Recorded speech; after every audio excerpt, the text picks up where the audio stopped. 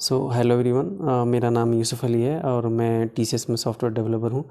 बहुत सारे लोग मेरे से पूछते रहते हैं कि मैंने टीसीएस में कैसे अप्लाई किया था और रेफ़रल के बारे में भी बहुत से लोग पूछते हैं और बहुत से फ्रेशर हैं जो भी कांटेक्ट में हैं, तो उनको भी इन्फॉर्मेशन चाहिए होती है। तो आज इस वीडियो में मैं ये सारी चीज़ें बताने वाला हूँ कि कैसे आप अप्लाई कर सकते हो। जो टीसीएस का एनक्यूटी की डेट आ गई है और वो होने वाला है मार्च में, 8 मार्च को उसका एग्ज़ाम है, 25 फेब उसका लास्ट डेट है रजिस्ट्रेशन का।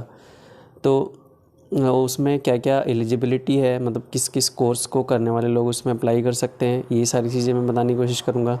और उसका जो एग्ज़ाम होता है, जो ऑनलाइन टेस्ट होता है, उसमें क्या क्या चीज़ें आती हैं, लाइक एप्टीट्यूड, रीजनिंग, किसके कितने क्वेश्चन आते हैं, ये सारी चीज़ें मैं शेयर करने की कोशिश करूँगा। और उसके बाद उसके इंटरव्यू के कितने राउंड होते हैं, ठीक है, और उन राउंड के बाद कितने दिन में उसका रिज़ल्ट आ जाता है, ये सब चीज़ें हम इस पूरे वीडियो में जानने की कोशिश करेंगे, जिससे कि जो भी ग्रेजुएट्स हो रहे हैं इस साल 2024 में, वो उनको सही इन्फॉर्मेशन मिल सके और वो अपने अप्लाई करके अच्छे से तैयारी करके अपना प्लेसमेंट पा सके। तो पूरी कोशिश रहेगी ज़्यादा से ज़्यादा चीज़ें बताने की। आपसे रिक्वेस्ट है, प्लीज़ वीडियो को आखिर तक देखें। Thank you so much. Entire detail of TCS NQT. इसमें क्या होता है, दो तरह की प्रोफाइल होती हैं, एक होती है आईटी प्रोफाइल, एक होती है बीपीएस प्रोफाइल। पहले मैं थोड़ा टीसीएस एनक्यूटी के बारे में बता देता हूँ। तो एक ये नेशनल लेवल का टेस्ट है, जिससे कि इसके नाम से स्पष्ट है, नेशनल क्वालिफायर टेस्ट। ये जो भी ग्रेजुएट्स होते हैं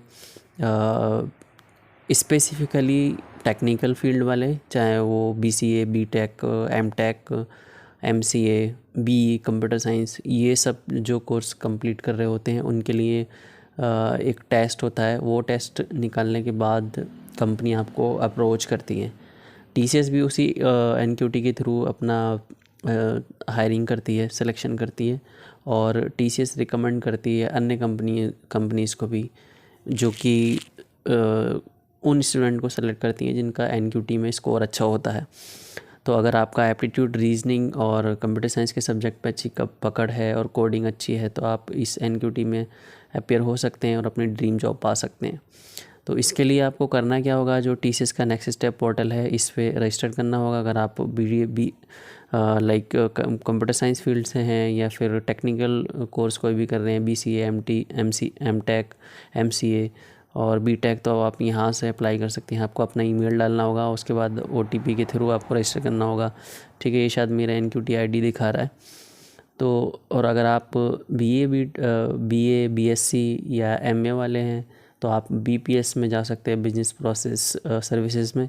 तो आपको इस सेक्शन में जाके अपने आप को रजिस्टर्ड करना होगा, और जो भी डिटेल फील्ड्स में मांगी जाएगी वो आपको फिल करनी होगी। और रजिस्ट्रेशन के बाद आपका एग्ज़ाम होगा, उस एग्ज़ाम के बाद आपका सिलेक्शन हो जाएगा। और अन्य राउंड भी होंगे, टेक्निकल राउंड और मैनेजरियल राउंड और एचआर राउंड एक्सेट्रा। तो इस वेबसाइट प्रेप इंस्टा पर इस टीसीएस एनक्यूटी के बारे में सारी डिटेल दी हुई है। आप इसको फॉलो कर सकते हैं और देख सकते हैं कि क्या एग्ज़ाम पैटर्न होता है, क्या क्या इसकी एलिजिबिलिटी है और कितना पैकेज होता है, ठीक है। तो बेसिकली 3 राउंड में इसका एग्ज़ाम होगा। ऑनलाइन रिटन टेस्ट होगा, ठीक है, उसके बाद टेक्निकल इंटरव्यू होगा और एक एचआर इंटरव्यू होगा, ठीक है। ये है पैकेज। इसमें 2 तरह की प्रोफाइल रहती हैं, एक प्रोफाइल निंजा की होती है और एक प्रोफाइल डिजिटल की होती है। तो अगर आप निंजा क्वालिफाई करते हैं तो इधर 3.36 एलपीए का पैकेज है, और अगर आप मास्टर डिग्री हैं तो 3.53 के लगभग 3.5 लाख का पैकेज है, अगर आपने कोई मास्टर डिग्री की हुई है। तो ये है निंजा प्रोफाइल के लिए। और अगर आप डिजिटल क्वालिफाई करते हैं, इसी में अगर डिजिटल वो स्टूडेंट होते हैं जिनका एनक्यूटी में अच्छा स्कोर होता है, जिनका कोडिंग वगैरह अच्छा हो जाता है, 2 कोडिंग के क्वेश्चन होते हैं, अगर आप दोनों कर देते हैं तो आप जो है डिजिटल के लिए एलिजिबल हो जाएंगे, ठीक है। और इंटरव्यू आपका अच्छा गया होगा तो आप डिजिटल के लिए एलिजिबल हो जाएंगे। और डिजिटल का जो पैकेज है वो इससे ज़्यादा है, वो लगभग 6 से 7 लाख के बीच में है पर एनम के हिसाब से, ठीक है। तो उसके अलावा एजुकेशन क्वालिफ़िकेशन यहाँ दे रखी है। फुल टाइम ग्रेजुएशन या पोस्ट ग्रेजुएशन इन कोर्स में होनी चाहिए अगर आप आईटी में अप्लाई कर रहे हैं तो, ठीक है। 60% होना चाहिए सारे कोर्सेज़ में, और गैप जो है आपकी एडुकेशन में 24 मंथ से ज़्यादा नहीं होना चाहिए। 24 मंथ अलाउ है, उससे ज़्यादा नहीं है, कोई एक्टिव बैकलॉग नहीं होना चाहिए, ठीक है। ये है। उसके बाद रिटन टेस्ट होगा। रिटन टेस्ट मैंने बताया जैसे कि उसमें एप्टीट्यूड, रीजनिंग और कंप्यूटर साइंस के जनरल क्वेश्चन आएंगे और 2 कोडिंग के क्वेश्चन होंगे, ठीक है, वो करने होंगे। अगर इसमें आप अच्छा स्कोर करते हैं रिटन टेस्ट में तो आपको टेक्निकल इंटरव्यू होगा। उस टेक्निकल इंटरव्यू में सारे question related to your degree, related to your project, और जो आपके क्वेश्चन में कोडिंग में रिटन टेस्ट में जो कोडिंग क्वेश्चन आया है उसमें क्या अप्रोच आपने अपनाई होगी, उस सबसे संबंधित सवाल पूछे जा सकते हैं। एचआर राउंड में कुछ नहीं होता है। एचआर में सिंपली ये चेक करने की कोशिश करते हैं कि आपकी कम्युनिकेशन स्किल ठीक है या नहीं है, आप जिस जॉब के लिए इतना 2-3 राउंड निकाल के आए हैं उसके लिए इंटरेस्टेड हैं या नहीं है, कंपनी में रुकने के लिए इंटरेस्टेड हैं, ठीक है। ये सब चीज़ें चेक की जाती हैं। और भी 1-2 चीज़ें हैं ऑल अराउंड, सैलरी वगैरह ये सब चीज़ें वो पूछ सकते हैं। लोकेशन के बारे में पूछ सकते हैं कि आपको मतलब नोएडा लोकेशन से हैं अगर आप, और आपको अगर गुड़गांव भेजा जाए या फिर आपको बेंगलोर भेजा जाए या चेन्नई भेजा जाए तो आप इंटरेस्टेड होंगे वहाँ जाने के लिए या नहीं होंगे। तो ये सब चीज़ें basically they just wanted to check कि कंपनी के इंटरेस्ट के अकॉर्डिंग आप काम कर पाएंगे या नहीं कर पाएंगे, ठीक है। तो ये चीज़ें हैं। नेगेटिव मार्किंग कोई नहीं होती है इसके टेस्ट में, अडॉप्टिव टेस्ट है ये, ठीक है।